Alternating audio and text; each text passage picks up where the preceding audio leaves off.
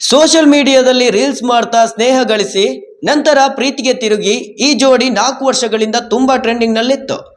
ಆದ್ರೆ ಈಗ ಅದು ಏನಾಯ್ತೋ ಗೊತ್ತಿಲ್ಲ, ಬ್ರೇಕಪ್ ಮಾಡಿಕೊಂಡಿದ್ರು. ಆದ್ರೆ ಈಗ ಈ ಜೋಡಿ ಮತ್ತೆ ಸುದ್ದಿಯಲ್ಲಿದ್ದಾರೆ, ಅದು ಕೂಡ ಪೊಲೀಸ್ ಸ್ಟೇಷನ್ ಹತ್ತೋದ್ರ ಮೂಲಕ. ಇದರ ಕಂಪ್ಲೀಟ್ ರಿಪೋರ್ಟ್ ಇಲ್ಲಿದೆ ನೋಡಿ. ಸೀರಿಯಲ್ ನಟ ಸೋಷಿಯಲ್ ಮೀಡಿಯಾ ಸ್ಟಾರ್ ವರುಣ್ ಆರಾಧ್ಯ ವಿರುದ್ಧ ಈಗ ಎಫ್ಐಆರ್ ದಾಖಲಾಗಿದೆ. ಹೌದು, ಆತನ ಮಾಜಿ ಪ್ರೇಯಸಿ ಸೋಷಿಯಲ್ ಮೀಡಿಯಾ ಸ್ಟಾರ್ ವರ್ಷಾ ಕಾವೇರಿ ಬಸವೇಶ್ವರ ನಗರದ ಸೆಂಟ್ ಠಾಣೆಯಲ್ಲಿ ದೂರನ್ನ ದಾಖಲಿಸಿದ್ದಾರೆ. ಈ ದೂರಿನ ಆಧಾರದ ಮೇಲೆ ವರುಣ್ ಆರಾಧ್ಯ ವಿರುದ್ಧ ಎಫ್ಐಆರ್ ದಾಖಲಾಗಿದೆ.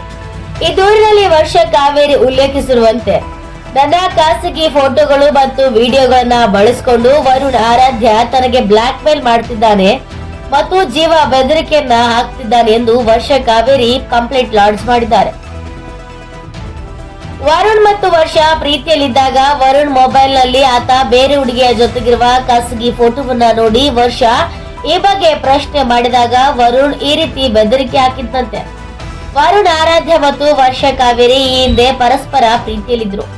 ಒಟ್ಟೊಟ್ಟಿಗೆ ರೀಲ್ಸ್ ಮಾಡ್ತಿದ್ದ ಈ ಜೋಡಿ ಸೋಷಿಯಲ್ ಮೀಡಿಯಾದಲ್ಲಿ ಭಾರಿ ಖ್ಯಾತಿಯನ್ನ ಗಳಿಸಿದ್ರು. ಆದ್ರೆ ಇತ್ತೀಚೆಗೆ ವರ್ಷಾ ಕಾವೇರಿ ತಾವು ವರುಣ್ ಜೊತೆಗೆ ಬ್ರೇಕಪ್ ಮಾಡಿಕೊಂಡಿರೋದಾಗಿ ತಿಳಿಸಿದ್ರು.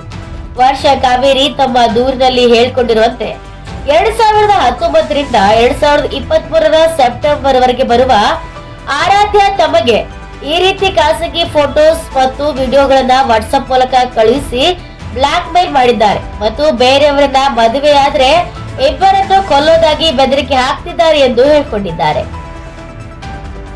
ತನಗೆ ಕಿರುತೆರೆ ನಟ ವರುಣ್ ಆರಾಧ್ಯ ಇನ್ಸ್ಟಾಗ್ರಾಮ್ ನಲ್ಲಿ ಪರಿಚಯವಾಗಿದ್ದ. ಪರಿಚಯ ಸ್ನೇಹಕ್ಕೆ ತಿರುಗಿ ಆ ಬಳಿಕ ತಾವಿಬ್ಬರು ಪ್ರೀತಿಸುತ್ತಿದ್ದೇವೆಂದು ದೂರಿನಲ್ಲಿ ಉಲ್ಲೇಖಿಸಿದ್ದಾರೆ. ಕೆಲ ತಿಂಗಳ ಹಿಂದಿನಿಂದ ತಾನು ಅರುಣ್ ಆರಾಧ್ಯ ದೂರವಾಗಿದ್ವು. ಈ ಬಳಿಕ ವರುಣ್ ಆರಾಧ್ಯ ತನ್ನ ಖಾಸಗಿ ಕ್ಷಣದ ಫೋಟೋಗಳನ್ನ ಇಟ್ಕೊಂಡು ಬ್ಲಾಕ್ ಮೇಲ್ ಮಾಡ್ತಿದ್ದಾನೆ. ಆತನ ವಿರುದ್ಧ ಸೂಕ್ತ ಕಾನೂನು ಕ್ರಮ ಕೈಗೊಳ್ಳುವಂತೆ ಯುವತಿ ದೂರಿನಲ್ಲಿ ಮನವಿಯನ್ನ ಮಾಡಿದ್ದಾರೆ. ಯುವತಿಯ ದೂರಿನ ಹಿನ್ನೆಲೆಯಲ್ಲಿ ಬೆಂಗಳೂರಿನ ಪಶ್ಚಿಮ ವಿಭಾಗದ ಸೈಬರ್ ಕ್ರೈಂ ಪೊಲೀಸ್ ಠಾಣೆಯಲ್ಲಿ ಪ್ರಕರಣ ದಾಖಲಾಗಿದೆ.